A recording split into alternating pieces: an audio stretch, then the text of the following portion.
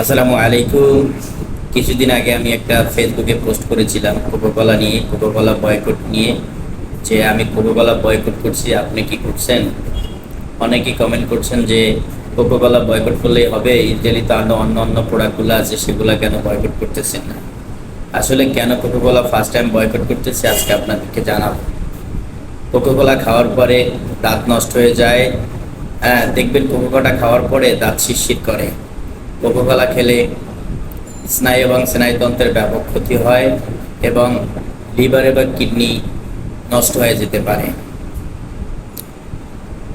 আপনারা আরও জেনে অবাক হবেন যে কোকোকোলার ভিতরে এমন দুটি ক্ষতিকর পদার্থ দেওয়া হয়েছে যা জানলে আপনি খুব বিস্মিত হবেন।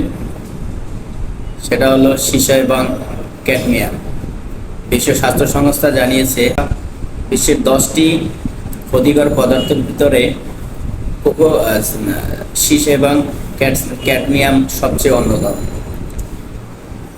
সীসা সীসা সীসা শিশুদের স্বাস্থ্য ঝুঁকি বাড়ায়।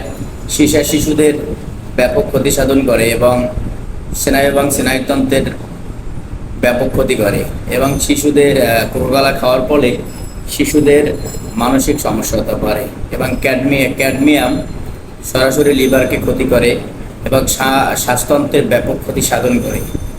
এসব জানার পরেও কি আপনি কোকোকোলা খাবেন? মতামত আপনার কাছে।